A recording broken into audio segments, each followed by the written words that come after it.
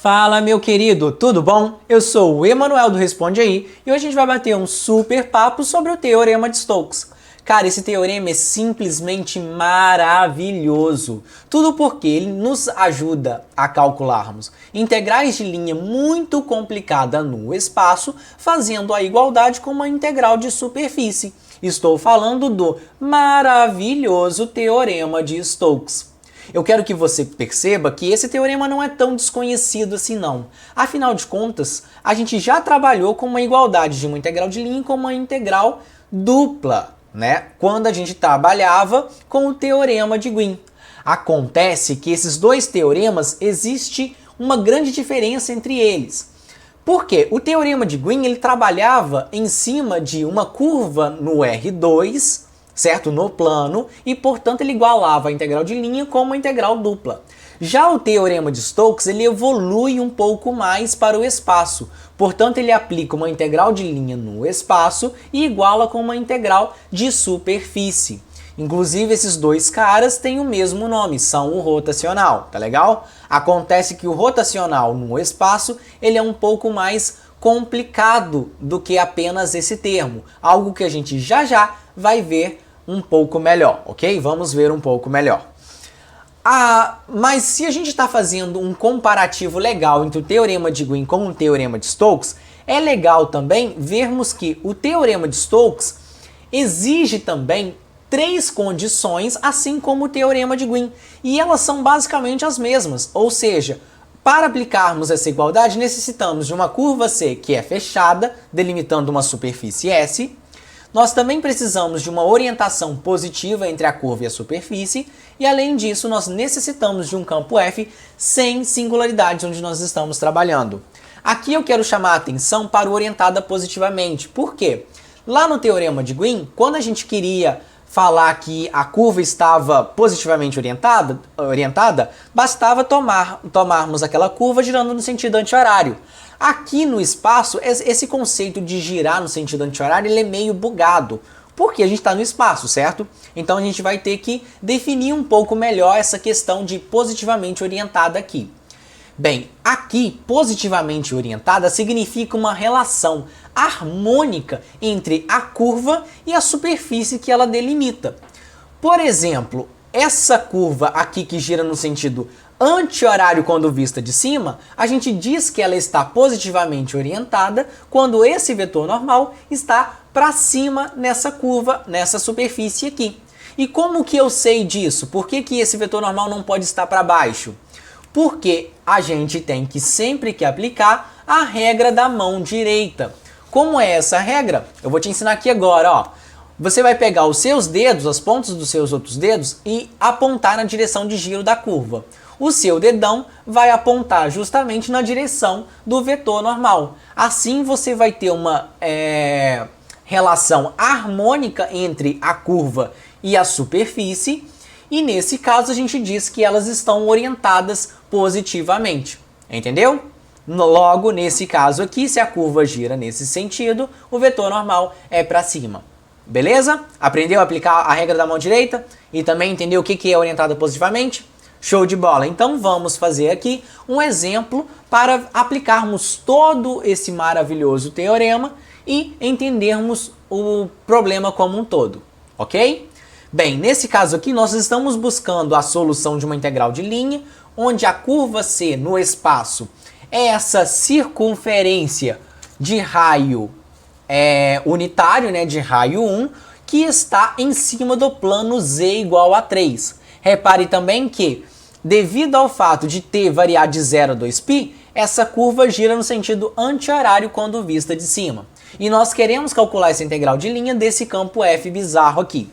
Quero que você entenda que calcular essa integral de linha de forma direta, como a gente já aprendeu em aulas de integrais de linha, é um pouco complicado, porque o campo F não é muito bonito e a curva C é menos bonita ainda, né? Envolve senos e cossenos.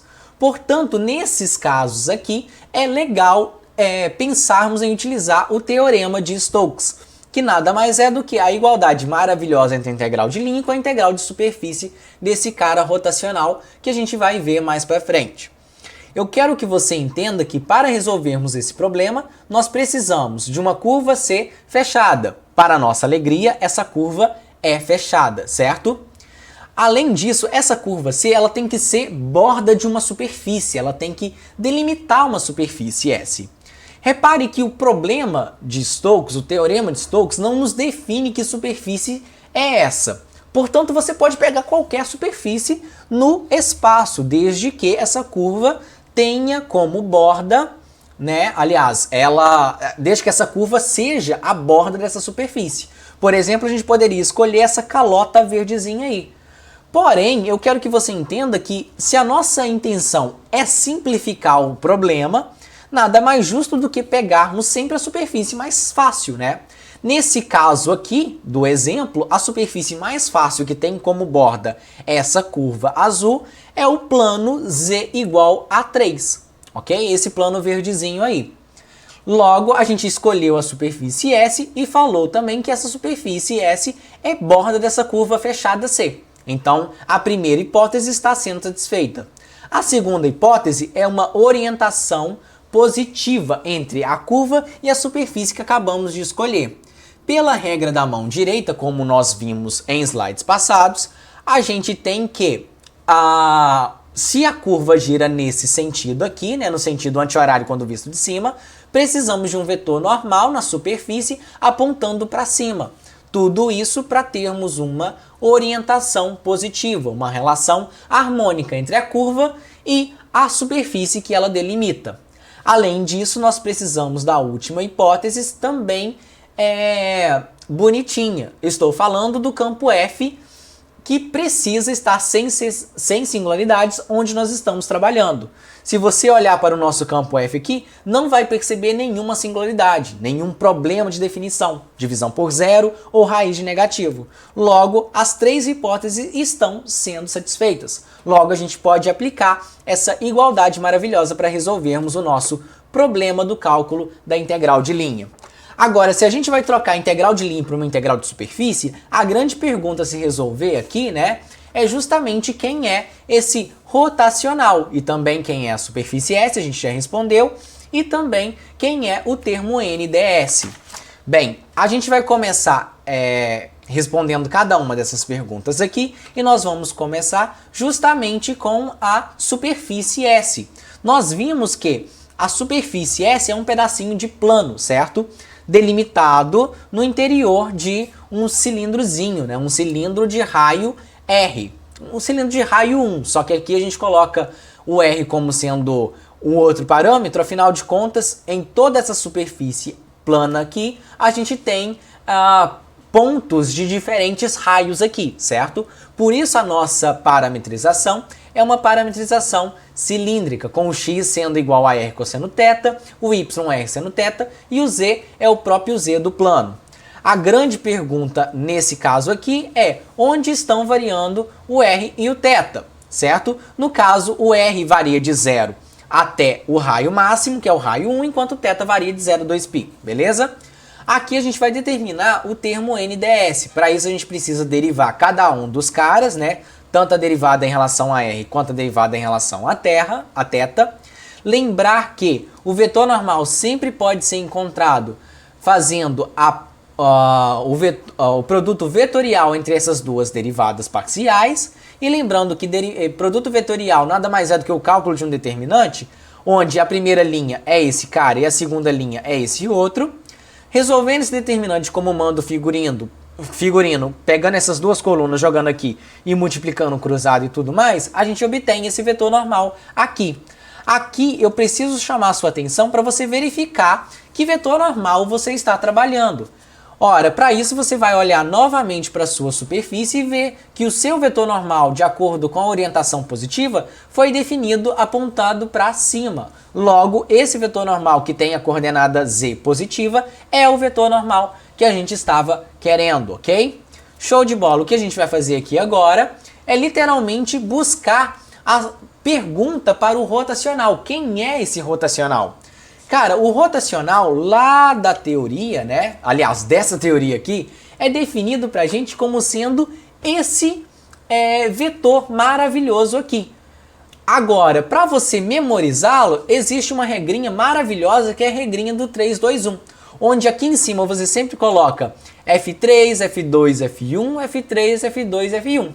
Aqui embaixo você sempre coloca o Y na ponta, os dois Z's após o Y e 2X após o Z. Tá legal? E lembrar também que o rotacional é o vetor de subtrações de derivadas parciais, indicados aqui para você, ok? Aqui não tem grande mistério não, basta você lembrar da fórmula do rotacional, lembrar também que o campo F é formado por F1, F2 e F3 e aplicar cada uma dessas derivadas, certo? Obtendo nesse exemplo que a gente tomou aqui, esse rotacional simples aqui, 1, 1 e 1. Veja que o rotacional simples 1 e 1 e 1 é quase que a indicação master para você realmente aplicar o teorema de Stokes. Por isso, em alguns casos, é aconselhável primeiro calcular o rotacional e verificar se ele é simples dessa forma. Se ele for, então significa que você está no caminho certo e o teorema de Stokes resolve o seu problema. Mas continuando o exemplo, outra coisa que nós precisamos fazer também é retornar para o teorema, certo? O teorema nos define essa igualdade entre a integral de linha com a integral de superfície. Jogando aqui então, tanto o rotacional que encontramos quanto o vetor normal NDS, e lembrando que R varia de 0 a 1 e θ varia de 0 a 2π, né, definição lá da superfície, resolvendo esse produto escalar, pegando esse cara, multiplicando com esse, mais esse, com esse, mais esse, com esse, a gente chega na integral dupla, assim resolver. Você vai calculá-la como manda o figurino de resolução de integrais duplas, obtendo a sua solução no caso. Nesse exemplo, a solução é π. Portanto, a integral de linha pelo teorema de Stokes é igual a π. Entendeu? Então vamos aqui passar por um resuminho, onde você vai ficar craque para a sua prova, ok? Resumindo então, a gente tem que o teorema de Stokes maravilhoso é essa igualdade aqui, certo? Entre a integral de linha com a integral de superfície do rotacional. Para aplicá-la, você tem que analisar as condições. E a primeira delas nos define a curva como sendo a curva fechada, certo? A gente precisa dessa curva estando fechada. Além disso, nós precisamos de uma orientação positiva e um campo sem singularidades. Com essas três coisas sendo satisfeitas, a gente pode voltar aqui e aplicar essa igualdade maravilhosa. Resolver a integral de superfície e matar o nosso problema indiretamente por Stokes, ok? Cara, eu realmente espero que esse vídeo tenha te ajudado. Ele ficou um pouco longo, mas ele é super importante para o andamento de toda a sua vida a partir de hoje em cálculo, ok? Se esse vídeo te ajudou, então responde aí pra gente. Caso ele não tenha te ajudado, também responde aí pra gente. Valeu e um grande abraço!